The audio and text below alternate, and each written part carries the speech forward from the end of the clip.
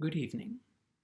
Tonight we watched The Invisible Man's Revenge, and I'm a little confused, but I'll get to that in just a second. I won't even put this down to talk about the other movie, the only other movie that we watched, 30 Days of Night. Not really my kind of movie, but I found some things to appreciate. It takes place in this Alaska town that experiences 30 straight days of no sunlight, which is common in that area of the world, that hemisphere, that section of the hemisphere, I should say. And one of these months comes along, and the vampires, a group of vampires, decide to take advantage of it and descend upon the town and the few people who stuck around. I would have been one of those people. I like the idea of hanging around in a cold, snowy Alaska town way up north with no sunlight for 30 straight days. I genuinely like that. So let's see, the only performance that I wanted to just mention was Danny Houston as the lead vampire. He doesn't get a lot to do or say, but he does and says it well, and it's interesting, his motivation and all that.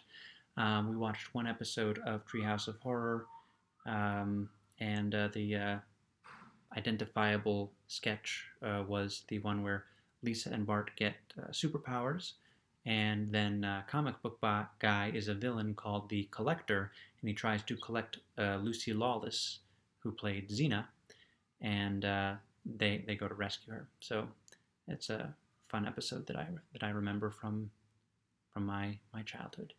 Back to The Invisible Man's Revenge. Here's why I am confused. The original Invisible Man, played by Claude Rains, the name of the character is Jack Griffin.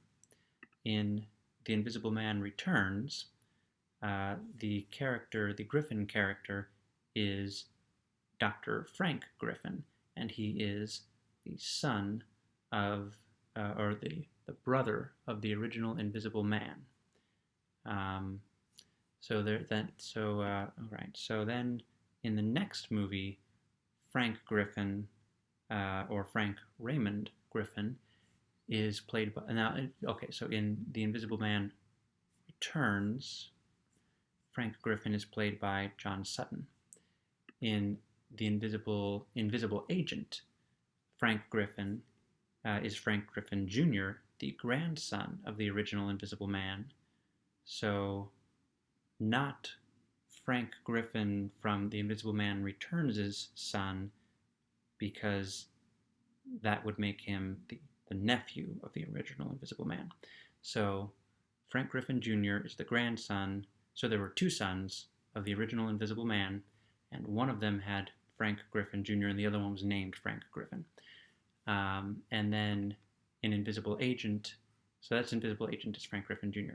And so in The Invisible Man's Revenge, the Griffin character is Robert Griffin, no apparent relation to the original Invisible Man, Jack Griffin, or either of the Frank Griffins, but played by John Hall, who played Frank Griffin Jr.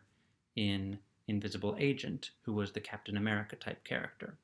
So I think this is the first Invisible Man.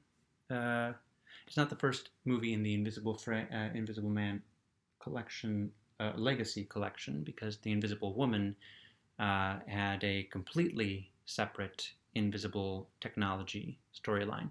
But this is the first Invisible Man in the Invisible Man movies, where the Griffin character is not actually an invisible character, not related to the original Invisible Man. But it's confusing because he's played by the same person who plays one of those related Invisible Men. Anyway, it was a good, fun movie. It featured an invisible dog, and they did some neat new things with the invisible actor on screen technology. They play with different levels of invisibility and different levels of the being able to see. I guess that's what different levels of invisibility are, but um, different levels of being able to see. So sometimes he looks like he's running around like a ghost. So it would be fun to watch some ghost movies from this period at some point. And the similar to The Invisible Man Returns, the invisible character has broken out. I think in The Invisible Man Returns, the character breaks out of out of jail, and then in The Invisible Man's Revenge, the invisible character escapes from a mental institution, and don't recall why he was placed in the mental institution, but he goes to a very wealthy, or formerly very wealthy friend of his, who they were on an adventure together, and he thinks that this man and his wife deliberately tried to get rid of him so that the treasure that they found would be all theirs. And he wants his share, and then he wants all of their share. He's out for revenge.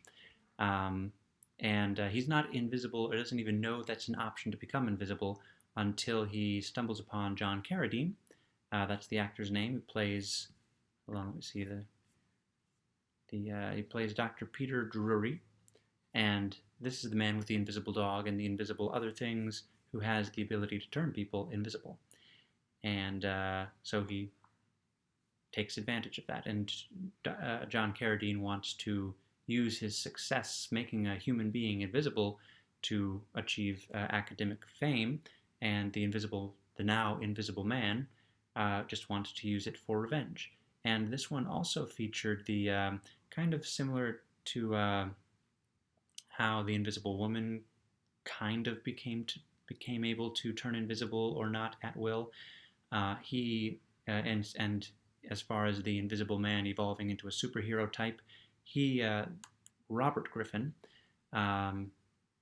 figures out with the doctor's help, I think, that if he just does a complete blood transfusion with a non-invisible person, he can turn then visible again.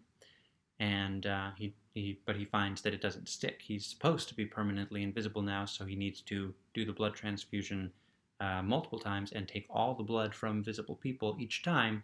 And so it's further evolving towards superhero power, where you can become invisible or visible at will, but there's still some kinks to work out, and the method of turning visible still qualifies as murder. So he's still a monster, not a superhero. But that was a new element, and it's really creepy, especially toward the end, watching him just lie there with his victim, and he's got his thumb on the syringe, and he's pumping the blood, because that's how the blood transfusions were done, by hand back then, and he's just pumping the blood, and it's very creepy to watch. So another interesting one, but I don't have that much to say about it, other than what I've already said. There's only one more Invisible Man movie, Abbott and Costello Meet the Invisible Man, but that's not until Saturday, I think. I don't know. But this is, at least other than Phantom of the Opera, this is the first movie to get to the there's only one more, and then it goes back in the box level. So I look forward to, because I've never seen Abbott and Costello either. So I look forward to that one, to finishing the Invisible Man legacy after 20 years of 20 years ago I started it with the VHS. Tomorrow is The Mummy's what? The Mummy's Ghost. I bet it will be a physical mummy and not just a ghost. I already know that it's played by Lon Chaney, who strangely was not in this movie, because he's been in all the movies lately. Anyway, have a lovely midnight.